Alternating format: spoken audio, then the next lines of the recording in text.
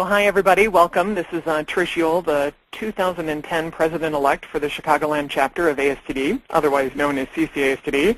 Very excited today. We have Mary Ward on the line, who's going to walk us through the benefits of the Workplace Learning and Performance Institute, otherwise affectionately known as WLPI. So in just a moment here, I'm going to go ahead and introduce Mary, but just wanted to let you know that Mary Ward and Joey Marshall are the co-directors of the Workplace Learning and Performance Institute. This is a program that's unique to the Chicagoland chapter, very much unique to the Chicagoland community, and it's something that we run a few sessions throughout the year. So we actually have a new session that's starting actually coming up in September. And Mary's going to give us information about WLPI, about the program, about the series and the sessions themselves, and some of the benefits that you might want to consider whether you're a seasoned workplace learning and performance professional or an accidental trainer who's new to the field. So Mary, I'm going to have you go ahead and take it away. Thanks, Trish. I'm really excited to be here this afternoon to talk about the Workplace Learning and Performance Institute. Just one quick note, participants on the webinar this afternoon are on mute and will be on mute throughout the duration of the webinar. So if you have any questions or if you'd like more information as we go through the few slides that we'll cover, please go ahead and type them into the box that you should be seeing on your screen that says chat/questions. And Trish is going to help us out today and monitor those, and hopefully I'll be able to address all of your questions that you may have before we conclude the webinar in a little while. Okay, so what is the Workplace Learning and Performance Institute? Oh, I'm trying to advance. There we go. Okay, so our agenda for the webinar this afternoon is we're going to provide an overview of the Workplace Learning and Performance Institute. I'm going to talk a bit about the ASTD Competency Model, since that provides the basis for the program. We'll talk a little bit about ASTD certification, specifically the CPLP, and how these two programs support one another, but what the differences are between them. And then I'm going to provide some information about the upcoming session that we have starting September 10th, as well as the content that we'll cover throughout each of the modules. So the objectives of the webinar are to explain the WLPI program goals and the project coaching process. We'll talk about the elements of the ASTD competency model and how they relate to the Workplace Learning and Performance Institute. And we're going to highlight the topics that are covered throughout each of the modules of the WLPI. So the Workplace Learning and Performance Institute is a 7-session learning program. It provides information on all areas of the workplace learning and performance industry. For those who register for the full institute, you participate in a project that includes preparing a report and a final presentation. Again, those who participate in the full institute will have a project coach assigned to them who will provide support to help you through the definition and work on your project, as well as preparing your report and the final presentation. While the WLPI is, the full institute is a 7-session learning program, those who register for it do not have to participate in all 7 sessions. You can choose to participate in only one topic if you would like. But for those who register for the full institute, we will work with you with a project coach on working on a project, the report, and presentation. The goals of the program are to highlight the depth of the industry, all of the different activities and facets of workplace learning and performance. Each week, each session is facilitated by a different instructor. This allows us to showcase a diversity of instructor instructor styles. Again, we provide coaching for the final project. The WLPI provides a unique opportunity for networking. Each session, as I mentioned, is facilitated by a different expert in the field in that particular area. So that's a great networking opportunity, as well as the other participants in the session. WLPI is also a great way to continue professional development. If you are someone who's been working in the field for a while and you haven't had exposure to all the different types of activities, or it's been a while since you've worked on one particular element, it's a great way to get that information for your continued development. And it also helps develop competencies relative to the workplace learning and performance roles. And this ties very closely to the ASTD competency model. So who's the target audience? As we've mentioned a couple of times, experienced practitioners, those who are interested in professional development or are looking for a refresher on a particular topic. Accidental trainers. Accidental trainers are subject matter experts in an organization, and because of their level of knowledge and expertise, they're often asked to train their peers or others in the organization, and so they find themselves in a position of having to put together materials to transfer their knowledge or share their knowledge with others. Career switchers. Individuals who are interested in getting into the workplace learning and performance field may not be where they've started out, but again, just due to on-the-job experiences have grown an interest in the field and want to pursue it further. And anyone else interested in the field. So what I'm showing now is the ASTD competency model. This was issued by National ASTD back in 2004, and it describes a foundation for the workplace learning and performance industry. As you can see, the foundation of the model are a variety of competencies. These cover interpersonal, business management, and personal competencies. It's these abilities that provide the foundation for any workplace learning and performance professional. Building on those competencies are 9 areas of expertise. These are areas of focus, and as we can see here, they cover topics such as designing learning, improving human performance, delivering training, measuring and evaluating, facilitating organizational change, managing the learning function, coaching, managing organizational knowledge, and career planning and talent management. The Workplace Learning and Performance Institute covers the first 4 items listed in that section. So we have a module that covers designing learning, improving human performance, delivering training, and measuring and evaluating. Along the way, we touch on elements of some of the other topics, such as what are some of the challenges with facilitating organizational change, and how do we work with team members from a coaching perspective. We don't have dedicated topics for those, but just through the material that we share and conversationally, we do touch on some of those elements as well. The top of the model reflects 4 roles that National ASTD has identified.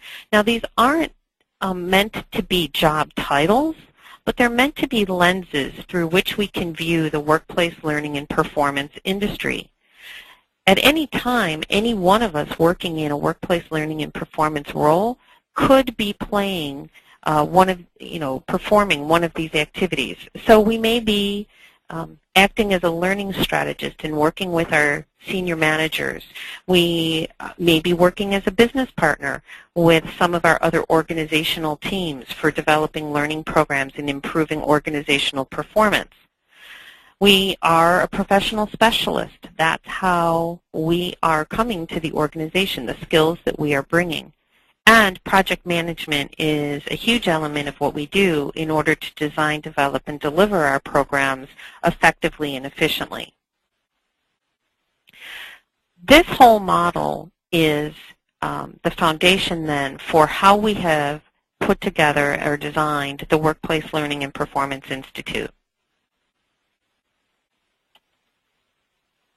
I'm actually going to skip through these next few slides because they just highlight some of the information I just shared about the ASTD competency model.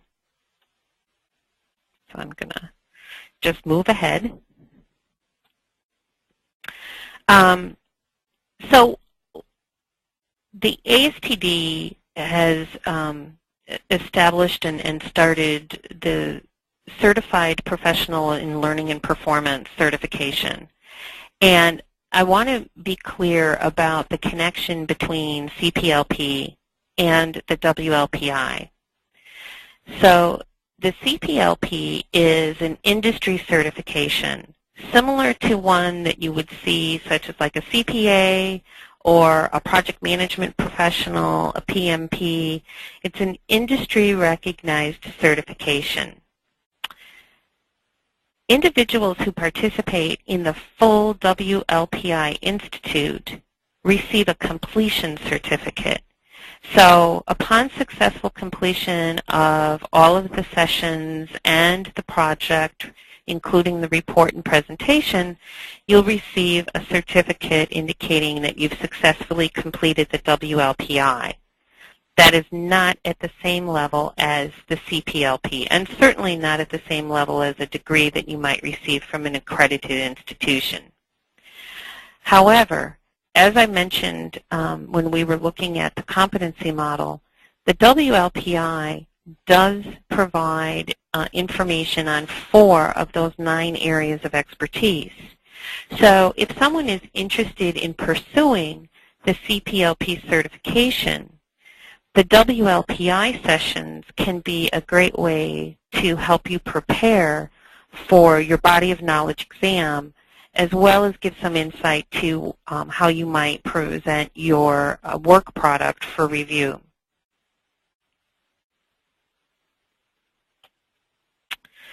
The WLPI follows the ADDIE roadmap. And so as we've highlighted it here, you can see how each session connects in with that model. So our first session provides an overview of the workplace learning and performance profession. Sessions 2 through 6 cover a topic within each element of the ADDIE model. So under the analysis session in session 2, we'll talk about human performance improvement. And in a minute, I'll have a slide that'll get into more detailed topics we cover that week. Session 3 is about designing learning, and that aligns with the design element in the ADDIE model. Session 4 is about blended learning and materials development, which is the development component of the ADDIE model. Session 5 is a session on delivering training and presentation skills, and that aligns with the implementation, the I portion of the ADDIE model. And then in session 6, we talk about measurement and evaluation, which is the evaluation component of the ADDIE model. And it concludes with the presentation and report. The arrow along the bottom on this page highlights the different activities related to the project itself and how it aligns with each week as well. So some of the topics that we cover in session 1, this is the overview of the workplace learning and performance profession. We will again talk a little bit about the ASTD certification program. What are current trends that we're seeing in the industry, and how do they impact us as workplace learning and performance professionals?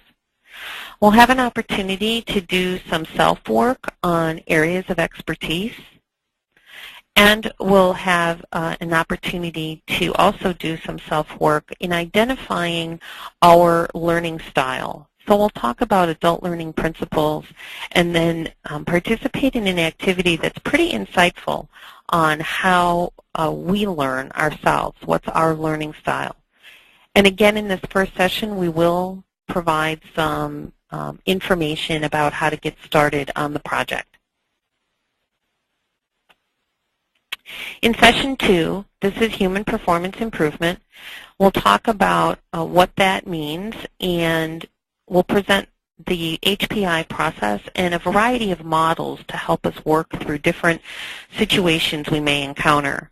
We'll also go through some activities about needs analysis and information gathering, and we'll be provided with some great information about different interventions we can bring to play to address these different needs identified during our analysis.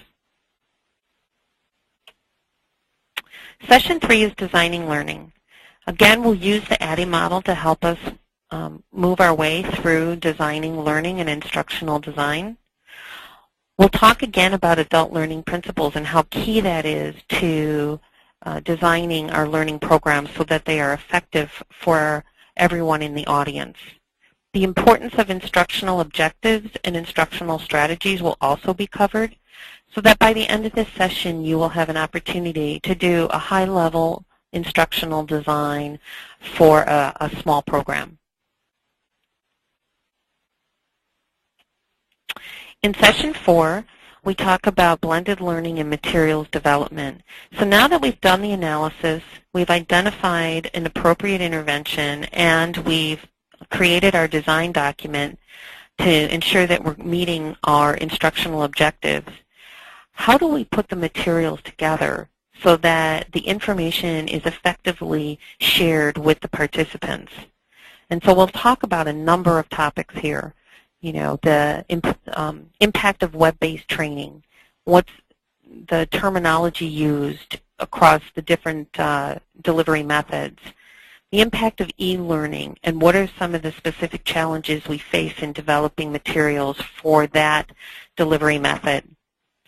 We'll talk about blended learning and then classroom training materials as well. In session 5, we're talking about delivering training. And essentially this is presentation skills. So, you know, what are those key skills we need to have when we're doing face-to-face facilitation, as well as what are some of the challenges that we now face when we're not doing face-to-face facilitation, when we're doing remote facilitation or webinars. So what are some of the different approaches and techniques we can use to still make sure that our presentations are effective and we're communicating information clearly? In session 6, we talk about measurement and evaluation. And this is a really hot topic in the industry always. So we'll talk about Kirkpatrick's 4 levels of evaluation and go through a number of activities and practice exercises in terms of gathering data about a fictional learning situation, and then how do we analyze that and turn it into information that's going to help us within our organization talk about the effectiveness of our programs and how we are adding value to the team and to the organization. We'll also talk about ROI, and we'll be provided with some examples of different reporting approaches that we can use depending on who we are reporting to and the level of detail of information. And then session 7 is the final week. This is where participants provide a 10-minute presentation on their project and share information about what they've learned after going through the full WLPI Institute. So our schedule for the fall, it will be held in downtown Chicago. Whoa, how did that happen? It will be held in downtown Chicago. The session in the fall is going to be conducted on Fridays. So we alternate this so that every time we offer the program, it's either offered on all Fridays or all Saturdays. The fall session in 2010 will be on Fridays, and it starts Friday, September 10th. We have 2 bye weeks in our schedule this time. So there will be no session on Friday, October 8th, and there will be no session on Friday, October 29th, I believe it would be, because that's Halloween weekend. And so there are 2 break periods, allowing participants additional time to work on their various activities.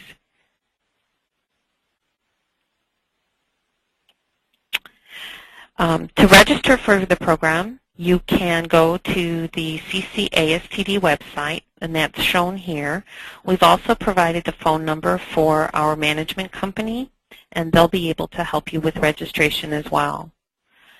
My email address is listed here, as well as the other co-director, Joey Marshall, and we're always happy to talk with anyone who's interested in learning more about the WLPI and if this program is a good fit for what they're interested in.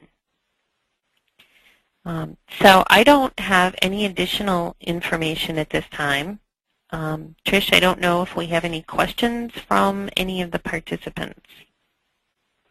I see a hand up in the room, so let me see if we've got a question going on. And actually, if I can ask the participant with her hand up, if you can go ahead and type your question actually into the chat/question box at the bottom of your control panel there. Let's see if we can find out what you're looking for.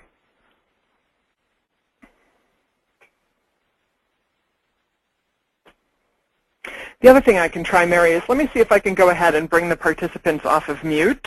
Okay. So let's see. So for those of you on the phone, I'm going to go ahead and take you off of the system mute. So if you've got a question, hang on one second here. I have everybody off of mute. So if you want to unmute your phone, we've got questions coming in. Let's see.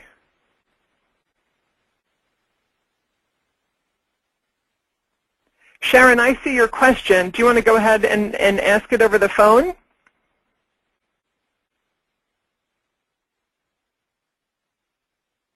Maybe the mute isn't working. Yeah, sometimes it's a little screwy here. Yeah. Okay. Well, here's the question that was submitted. Is there some information on what the project typically entails? Oh, sure. So I can talk about that a little bit. So the topic, or the project, one of the first things that you'll do in working with your coach is talk through some different options for your project. So in the first session, we're going to talk again about all different areas of the workplace learning and performance industry. Generally, out of that session, participants have an idea about what they might want to work on for their project, and it does not need to be a large effort by any means. It also does not need to be completed within the Institute. So as of the final week, it can still be a work in progress. But we do want to make sure that people are actually working on something throughout all those weeks. It just doesn't need to be completed by the end. And so we've had, small efforts like redesigning an employee survey or redesigning an evaluation survey that's used at the end of the delivery of a program. We've also had extremely large projects that have been tied to something that that person's working on at work.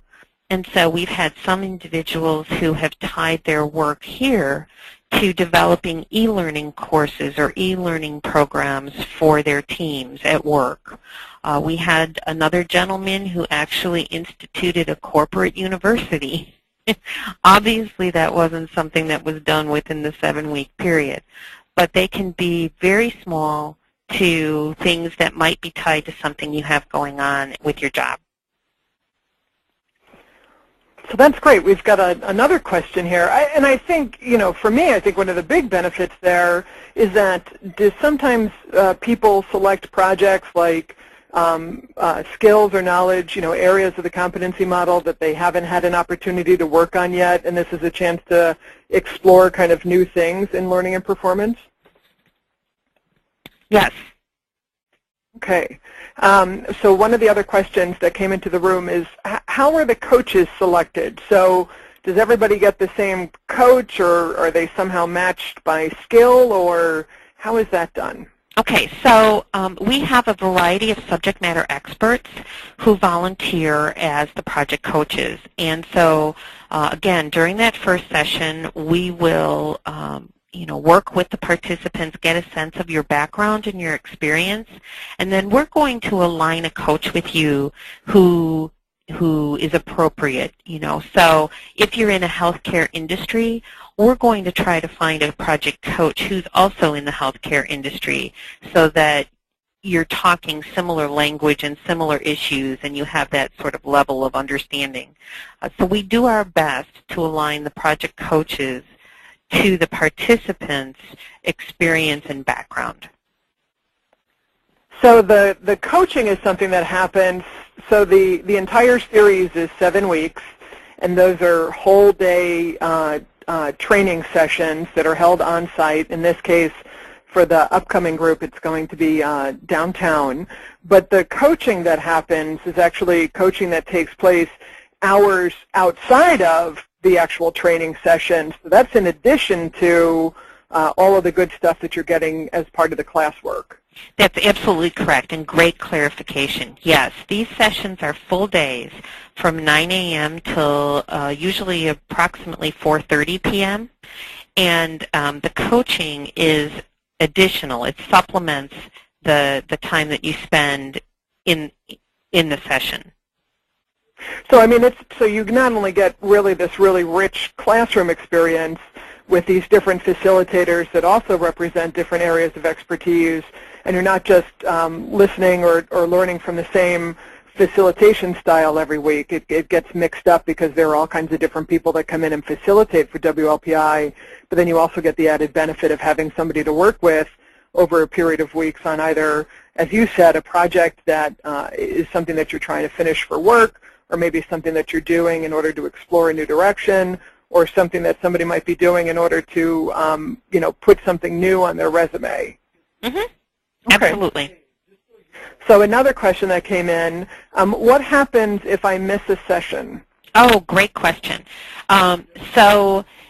We recognize that sometimes it's not possible to attend every session as we have them scheduled. And so you have two options.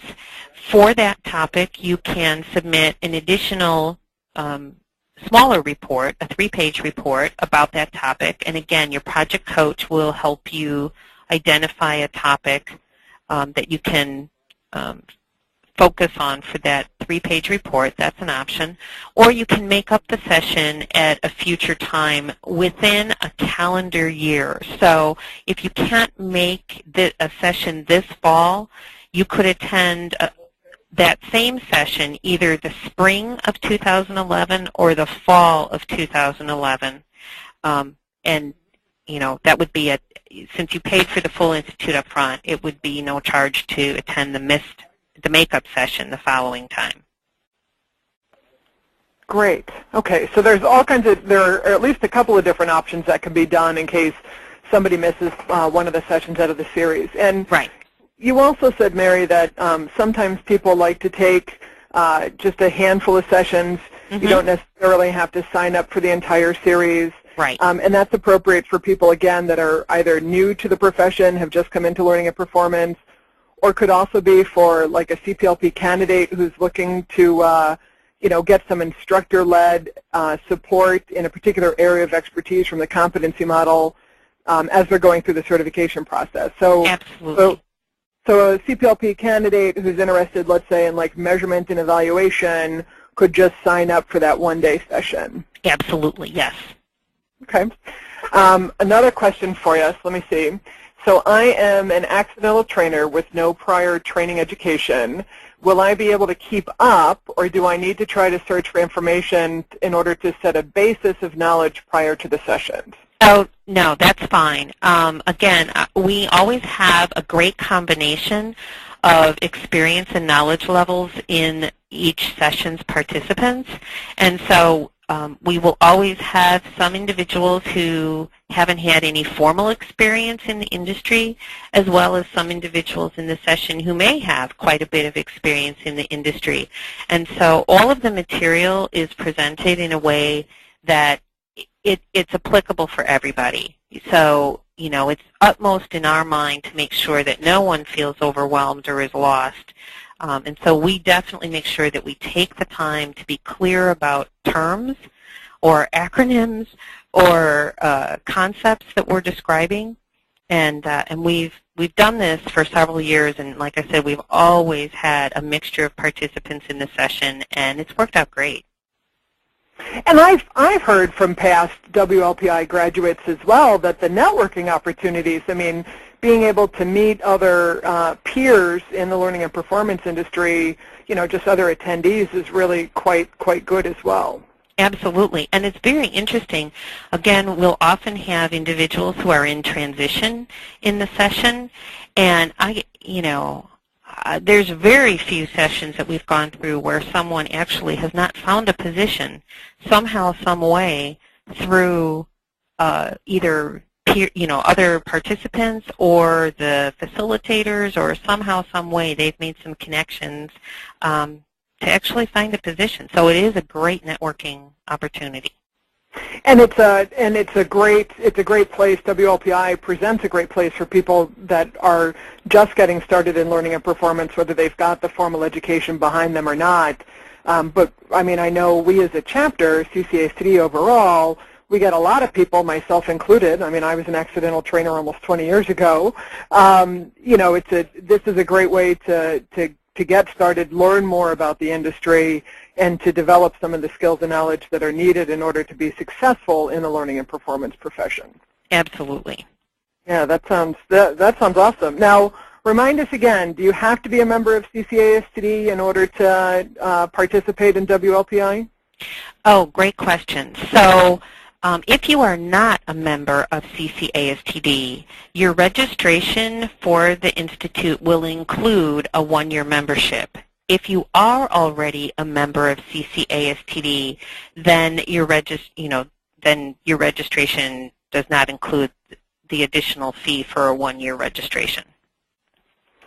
Well, and that's really good to know, because I think especially for people that are, again, new to this industry, or people that are in transition, or people who are looking for opportunities to build their resume, they can get structured, formalized training in learning and performance by attending WLPI, but then CCASTD also has other programs like our volunteer program and our community services program, where if you're looking for opportunities if you don't know of a project that you want to work on and would like to help out, I mean, we do a lot of work with other nonprofits in the Chicagoland area, and if there's a project that we're working on, somebody could use that as their project for WLPI, and then get some really good experience in that volunteer position and do something good for the community at the same time.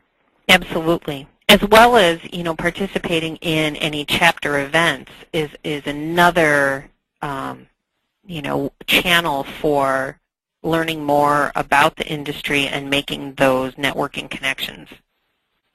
Excellent. Well, I'm looking to see if we have any more questions this afternoon. I'm not seeing any more questions in the chat, so I think we're in good shape.